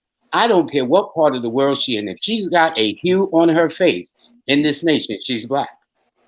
They don't say, well, your father's from Jamaica, your mother's from India, you're all right. When they see us and they see anything that looks like our hue, Kaya's hue, you name it, as far as they're concerned, we're all Black. We're the only people, no matter what part of the spectrum we come from. Now, if you look at all 4 of us on this screen, all 4 of us have different complexions, different hues. But you know what? We're all Black. That's how they roll with us, okay? So it's in that spirit, I think, that, and listen, white people got their things too, okay? You got mix of Italian and French and Italian and Spanish and this and that. You know what I'm saying? So there's all kinds of mixtures going on in this world, which has always been fascinating to me, that we can accept all the different varieties and colors of flowers and cats and dogs, but then we're supposed to be made in God's image, which means we come in different hues, and people seem to have a problem with that. You know what I'm saying? So go figure. But there's always going to be a controversy, Baraka. Always. And listen, if you and I was running, they'd be all up in our business too, man. No. I'm just speaking from the standpoint of the our people's support of Kamala. You know what I mean? No, I because there's still some of us who are very like, fuck her or whatever. I think it's, and also listen, it's no secret that we're always look to be divided. And again, I agree with you. I think we are going to turn out in great numbers, but generally speaking, just talking to people, it's like I find the women are very supportive of her and the men not so much. Right. I would agree with you on that. The women are definitely, now listen, sisterhoods bond now. They bond more than we do. Like, for example, a sister might go through a bad relationship Well, all those women will get together, and I understand. But when a man walks in the room, it's a dog-eat-dog world. That's what women tell me. We That's men, right. That's right. we bond together with the basketball game. LeBron James has scored X number. Steph Curry, he just did this. So those are things we bond with, but we don't have that kind of bonding effect the way women do. So women Yeah, sisterhood, listen, that's how they roll. I And could women tell have you. real groups, and they work things out. We men, if a woman got our nose open, you think I'm gonna tell you, hey, man, this sister got my nose open, brother. That's my business.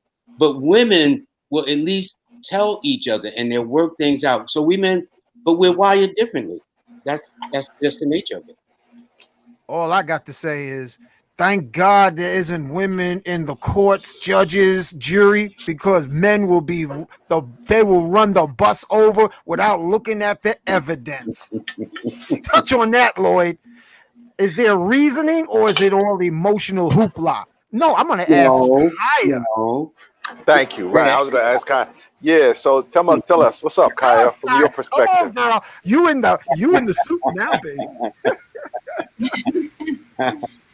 So, far as Camilla Harris, I would just say that for the man part, she has always had probably issues with man Mm, problem in her mm. relationship, ups and downs, and like so the woman would gravitate to her because the number she's born the 20th, which is a mother nature kind of person. She's always been nurtured and loved and show her affections. And when people don't listen to her, you know, people want her to listen to her, but time for her to get listened to, they don't really listen to her much. So that's where sometimes the issue with her may come. And she has been come from a background looking at her numbers of past generations, like great great mothers and great great grandfathers that have helped her and school her and gave her the knowledge and probably passed down that information.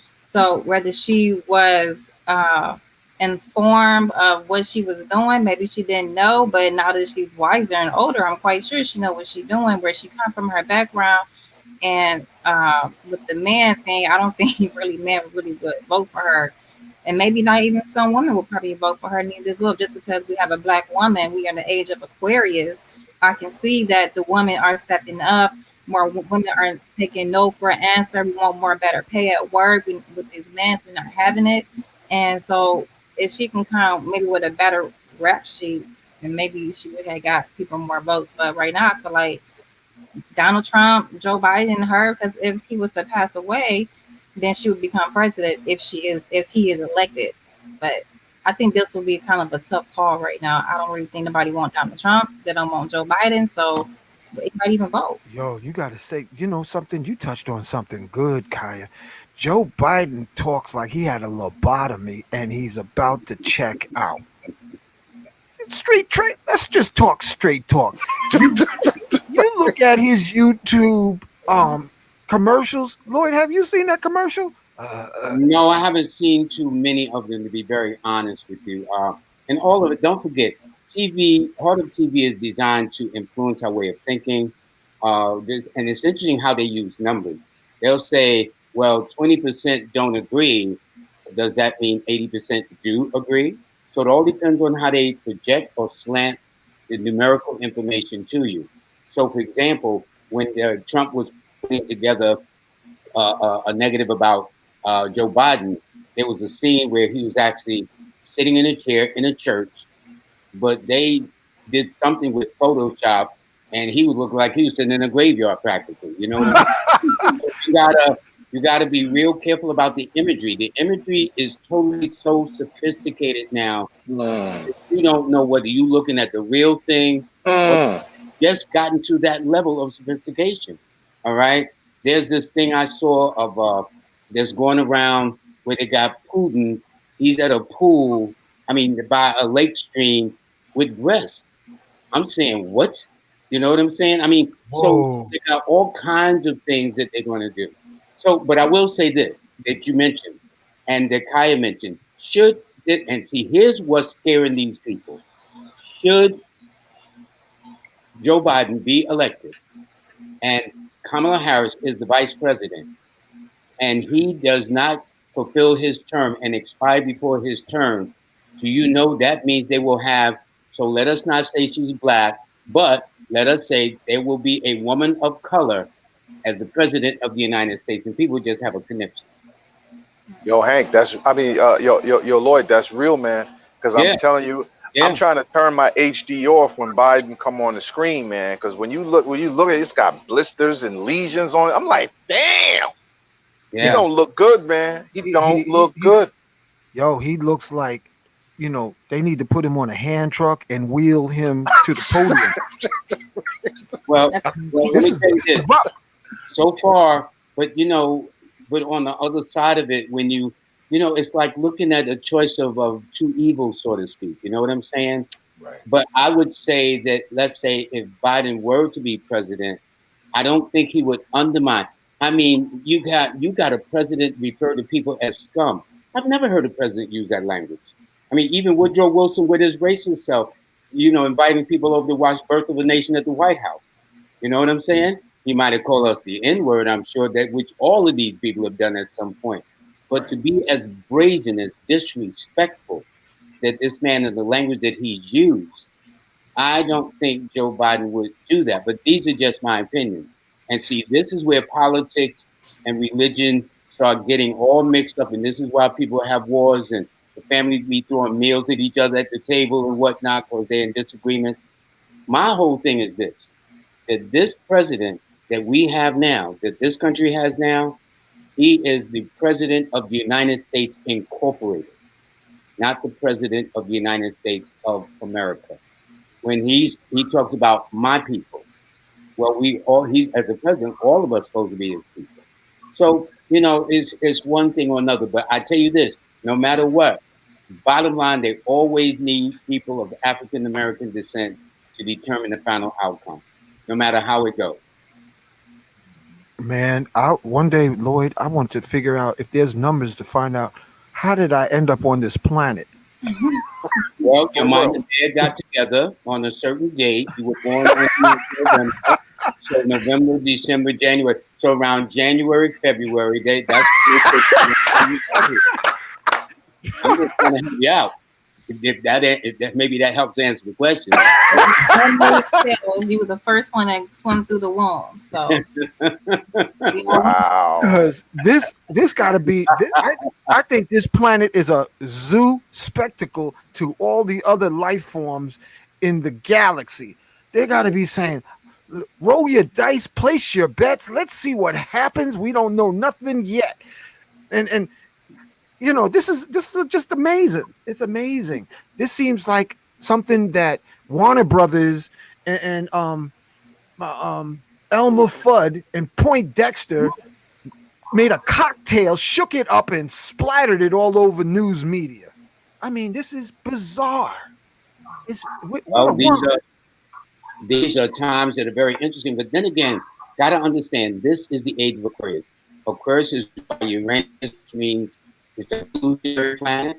It's a planet that deals with the sudden, the odd, unusual, and unexpected. That I can tell you. And I think she was telling, mentioning in one of her columns this week that came out today in the New York Amsterdam News that Uranus is one of those retrograde kind of situations. And when things are out of kilter, Kai, can you explain that about Uranus being retrograde so they get a better understanding? So Uranus recently just went retrograde on August the 15th, which we are in a 4 universal year, which indicates that Uranus will be somewhere in your chart, in the universal chart, that will be highly effective with us because it deals with the odd and sudden, unusual, unexplainable, unpredictable. But it also gives us more insight in our mental and our mental clarity, mental insight, things that we should have been doing or worked on, maybe left on the shelf or left behind. Those are things we need to be working on now and doing some inner cleanse, some inner research within ourselves. Probably asking yourself what, when, how, why am I doing what I'm doing? Why did I get in the morning and go to work? Who said I have to go to work every morning and work for somebody else? Why am I taking those same hours and investing in myself? Or when I get off of work, find time, whether it's an hour or two, and come back and do something for me. Like whether it's a hobby that you love to do that can turn into your entrepreneurism, your own inventive job. So we have to find new creative ways to live, new creative ways to think. Because if we have to shut down right now, Are you prepared? Do you have food in your house? Do you have any other source besides a stove to heat up your food? Do you have what are those things called? The candles that you heat up the food when you're out and cooking about? Or do you have a grill? Anything? Are you prepared if we to go to a shutdown or not? Because we are in these times that are unexplainable, unpredictable right now. So it's like, what do you have put up to decide? Are you other ways? Is your family okay? Are you okay? So these are the times we be looking at ourselves and probably going through the list of emergency plans. Does everybody know where we should be going, or what if it happens at a sudden, or if we have another blackout again? These are the things that we should be looking into right now with these times in Uranus, because there can be a shortage of food, it can be a shortage of jobs. We already know right now. So I mean, look what's going on right now. We're in a stage of almost of reparations right now. Is it what it seems like? So we need to really start doing some research to find out where we come from, who we are, do some background research, and not only that, we need to unlearn some things that were learned before with our mothers and our fathers with religions and stuff like that, because you have to really search within, because you are the true source of everything else. Everything around you is has been experienced by other people, and we all have experience that we can share. I want to ask. Ooh, go ahead, Kaya. Thank you, Kaya. That Yeah, was that was very yeah. well said. Very well. She's very eloquent. She made us look like Animal House. Wow. Yeah. Yeah. Kaya, you saved the show. Thank you. She brought us back to reason. Um, so with I think you said Neptune, Uranus, and that's Uranus. retrograde right now. So some of us can be in false illusions, false illustrations, or false imaginative or dreamy like passive times, and not really, you're in this dream state of mind. So you're dreaming about the things that could happen or will happen, and it's not really happening because you're not moving forward. So you have to move it, as Lloyd say all the time. You have to move it and get to it. Why are you sitting here ponder when you can be sitting here doing things? Or you wasting time idling? You wasting time spending money on nothing when you can put some things in your household that you need for you and your baby. So your baby's got milk Yeah, or breastfeeding, which is a better source anyways. very well Mm. said. What about Earth changes during Uranus? Is there a possibility, Kaya, Lloyd, that we might wake up and find out that there was massive earthquakes or Earth changes without a notice? Well, let me say this. The fact that the year 2020, 2 plus 0 plus 2 plus 0 adds up to 4, 4 rules Uranus. 4 is always, like Uranus, which is associated with it, the planet or the number of the unexpected, the sudden. Who would have ever, listen, if everybody had placed a bet in January and said by August, we'd all be walking around in masks, we can't hug or touch each other, and people get upset about it, everybody would have lost their bets. So this is Mm, why I said at the beginning of the year that this year, because Uranus always rules the underdog, which is why I made a reference in December of last year coming into this year that we will enter the year where losers become winners and winners become losers. So Mm. Black Lives Matter, which has been around for a couple of years, has taken on more oxygen, more substance. So now, what do you see? Black Lives Matter painted on Fifth Avenue. Black Lives Matter painted along Nostrand Avenue in Brooklyn. Black Lives Matter passed right in front of the White House with the mayor there. Okay, so there's a whole acknowledgement, and so and unfortunately, it took the unfortunate death of George Floyd on May 25th of this year in Minnesota to raise. There's something in that energy of his death that made people really, really wake up. That all these things we've been saying about the brutality of police against us Mhm. is Mhm. not just the imagination. And brother, we've been saying this for decades. Okay, to give you an example, I know very few black men who have not been stopped by the police. I have, my three sons have, my father has, my brother has, my uncle in D.C. who was once the principal of the D.C. school system there. Another uncle in D.C. Uh, um, Barack Obama was stopped. What was his attorney general at the time? He was running across the park. Anyway, he was stopped. So what I'm saying is there is something. something not too right about this, and we're always deceived. And now people want to know. We can't even go into a building. Do you belong here? Uh, Now this the Karen phase where police can. I mean, these women can call the police on us at all times, such as the incident just about 3 or 4 months ago in New York City, where in a certain section of Central Park where there's for bird watchers and dogs must be on a leash. His brother says, "Can you please leash your dog?" And the woman went into a performance and called the police. Okay, and fortunately, because he now, as Will Smith says, record everything, and only because the guy recorded that they see that it faked it, but she pretended like she was harassed, attacked, and he was at a distance. So these are some of the injustices that we're going. And what is happening is, I think people are finally seeing it for what it is, and it's not pretty. Wow. Wow. Lloyd, Kaya, do you want to build on what Lloyd just shared? Yes. And I just feel like we're going through some reoccurrence Rodney King situations that had occurred last time. Even with 80 years ago, people who are 80 years old will understand this Uranus and Taurus aspect, bringing on old history, old baggage, and a reoccurrence of what was already happening, but kind of more like in your face. They come in your neighborhood and just like roughing everybody up and stuff. So I just feel like for the when you said earlier about the predictions, Uranus and Taurus. So Uranus is air, Taurus is earth. So you got Mars and Aries in the fourth house, which is the house of Cancer, which is the fourth zodiac sign on the wheel, which means if you mix water and fire together, you get lava. You burning up the pots and pans in the kitchen if you're not boiling the temperature right. So yes, things could abrupt. I think last time I was on the show and I said that maybe it will be like volcanoes erupting, which like I think like 3 days later, one in Indonesia started to erupt. Wow, that's And right. I mean, it's more volcanoes erupting. I mean, like I said, the Earth has to just run this course, and you have to just let her do her job. Look in the skies. We having these weird lightning things up here in the sky, and weird objects flying around. So are these not either our ancestors, or they're having some kind of drones putting in people's neighborhoods? Maybe could be spraying us down with something. Who knows what they're doing? It's just Yeah. like they just protect ourselves right now. We like in a spiritual warfare. Yes.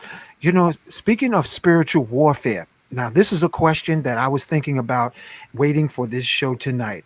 And I want to ask the both of you, how powerful are our prayers during these n- the year of numbers and astrological configurations?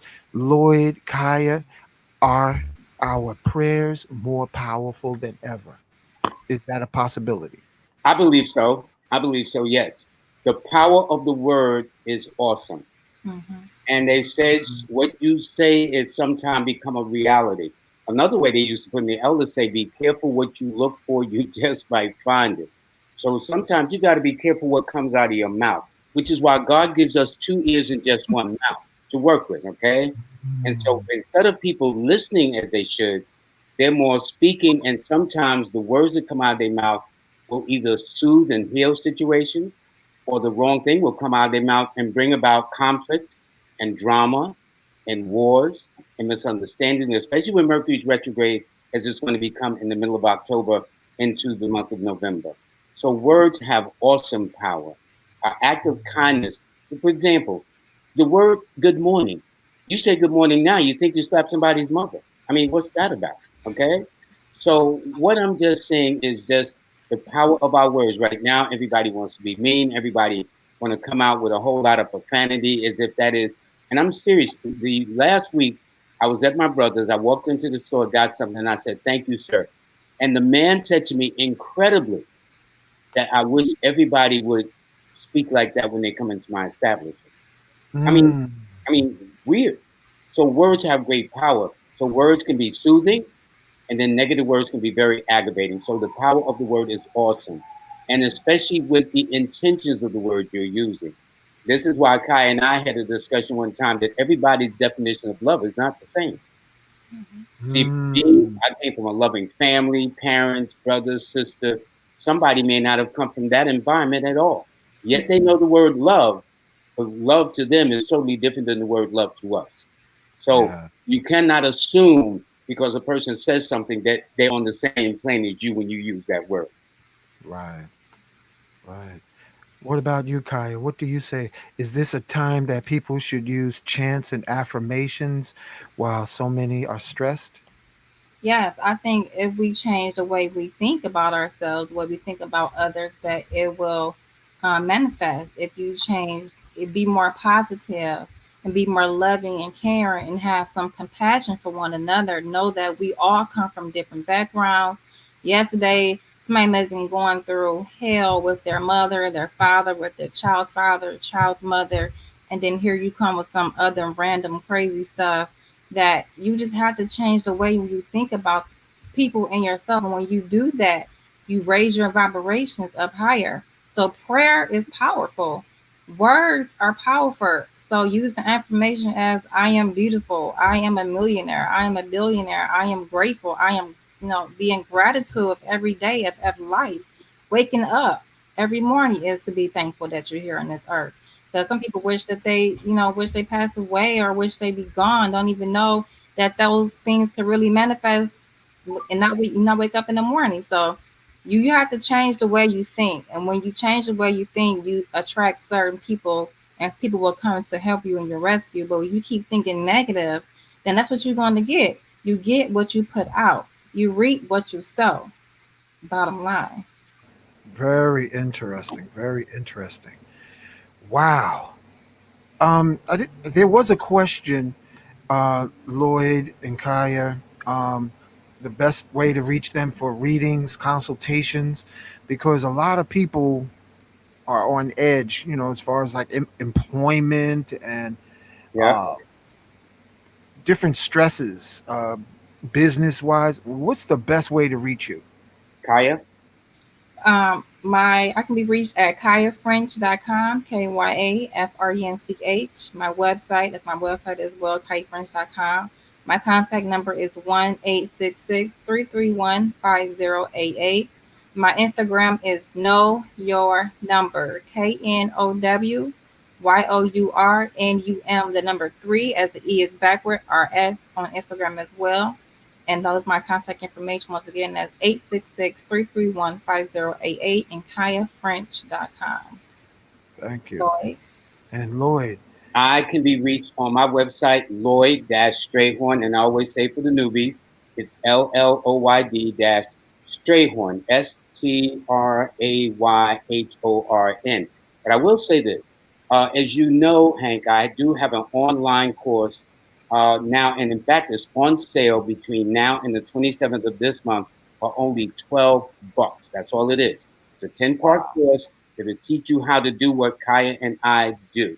Right now, you're not going to be as good as us because I ain't going to front about it. But the point is, if you learn the basics about it and understand the principle of reading your name and your relatives and people that you really care about and concerned about, I would encourage you to enroll now on the course and get it while it's only $12. And that's at lloydstrayhorn.com. Just go down a little bit. Once you get on the landing page, you'll see a picture of me sitting at a table with my books. That's where you get the discount. Just enroll right there. And the sale ends on the 27th. Unless you want to pay over $100 for the course, you can get it for $12. I think that is a saving. Further Excellent. down, you can get the free monthly newsletter. And in fact, you get a free monthly newsletter on Kaya French's website as well. So both of us have a free monthly newsletter that we provide for both of you. And then you can get me on Instagram, on Facebook, on Twitter, and LinkedIn. And on Facebook, I do have a numerology group called Learn from Lloyd Numerology. And my toll free number is 1-800-581-4401. That's 1-800-581-4401. Thank you. Mm. What I'm thinking is, with numbers, are there for different people, different power times. In other words, this just popped in my head. Lloyd, Kaya, is there a time for, say, a person? Okay, I'm born on the 25th of November. Is there a certain hour of the day, in the spirit of keeping hope with people? Is there a certain hour that a person of a number 7 could do their affirmation, their mantras, their prayers? is there a particular time for a number one person to be to have the wind at their back when they do their visualization? That's a brilliant question, and Kaya can answer it for you too. So I would say yes. There's also planetary hours as well too. I would say do it on your number. So for instance, you're born on 25th, 2 plus 5 is 7. I would say 7 um, in the evening or 7 in the morning, or you can do it also at 2 in the morning a.m. or 2 p.m., which numbers are conducive to you. Like Lloyd Books has a very breakdown of your best numbers, your best days, and your best months. Those would be the days and the months that you would do those on as well. I have something that I'm working on that will also help towards this question, but it won't be out until later on this year. So be on the lookout for that. I would just say that those would be the great times to do it based upon your number. So if someone's born on at on the 3rd or the 12th or the 21st or 30th, I would do it around 3 p.m. I would do it at 12 o'clock, and I would do it in the a.m. as well too, 3 a.m. and 12 a.m. or numbers that are conducive like 6 or 9, 6 p.m. and 6 a.m. in the morning. And make sure you wash your hands, you wash your face before you do your prayer, your mantras, anything. So your thoughts can be clear when you do these things, and really write it down before you do it, because when you write, it sticks more than just I'm saying it. It makes you Excellent. do it. Wow, that's beautiful. Thank you for those words because um, that's what we have to have. We have to have hope. We have to have vision. And I know in the Bible, I can't recall the exact verse, but the signs in the heavens, there's a time for planting, there's a time for harvest. Every season has a purpose. So, people, their numerology, astrology, these are all cautionary signs on the roads of life that you can punch the pedal to the metal or ease up on putting your foot on the brakes. So embrace our brother Lloyd Strayhorn, embrace our sister Kaya French so that you can get the heads up on the winds of possibilities that may blow into your life and life of your loved ones. Yes. I want to thank you. Thank you for Thank you being on very the much. show. Thank Thank you. This was a very colorful and spicy show tonight. Oh, yeah, no question. Yeah. And thank you so Um, much, Hank. And I'm going to come and see you next week to pick up these fantastic addition magnetically that you've added to the situation. I'm definitely oh going to do that. yeah. Oh yeah. Let's cue in on Kaya. you. Yeah, That I love it. that looks Page beautiful is on you. nothing but pyramids on there, so this match perfect. How has that been feeling? Beautiful. Mm, looking good, woman. Looking good. Hold Man, on. I they Hold need to on, go. they Hank. have changed my whole vibe when I put it on. It helps me. My thoughts got clearer, and I felt Mm, rejuvenated. Just nice. that quick. Excellent. And Hank, not to be left out, buddy, but can you see mine? Okay. Yeah. Lloyd, Hey. you're dressed like a prince, an African prince, brother. Oh, and they ask about these too. Everywhere I go, they always ask about these. I I also mean, love these I too. can't go anywhere, and these are what I wear constantly. And I don't wear them for attractions, but as so much as you and I understand the esoteric purpose and energy is designed for Yes, protection and everything like that. So, in the field of what Kai and I do and what you do, we need as much protection that we can possibly get our hands on, and that's what this is about. absolutely. Family, listen to the other broadcasts of Lloyd and Sister Kaya. Uh, be aware that the leading cause of death in America, even with our community, is the blood being too thick in the form of heart attack, stroke, and Mhm. diabetes. So the magnet bracelet literally increased blood flow 20 to 30%, according to Science Magazine. Look it up. Um, to be forewarned is to be forearmed. So, in that spirit, I want to thank you, Lloyd and Kaya, for being on the show tonight. I want to thank Thank our you. co host, Thank you. Baraka Moyo.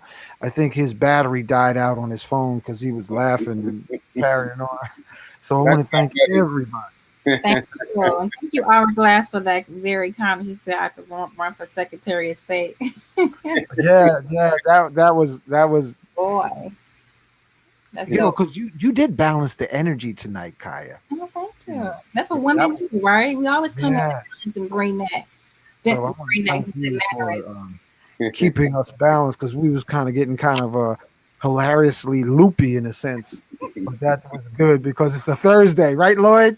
Yep, your best day. One of your best Yeah, days, buddy. One of your best, yeah. best So days. it was very enjoyable. It was an honor having you both, and we shall do this again Yes. in the near Hey, future. All thank right. you. Love and Thank blessing everyone. Take care of yourself. Yes, and all the audience, everybody in the audience, I try to post most of your comments. Thank you so much. We appreciate you. We cherish you. And have a beautiful evening and a wonderful weekend. Stay safe, be full of prayer, and remember doing your I am affirmations. Do your I am affirmations so that you are invisible to all negativity in all forms. So I'm going to post that while I play the music. Let me put the music on to close out. Again, thank you, Lloyd. Thank Thank you, you. Kaya. Thank you, Brother And Man. I'm going to close out with some good music for tonight. Let's see if I can I pull it. like that.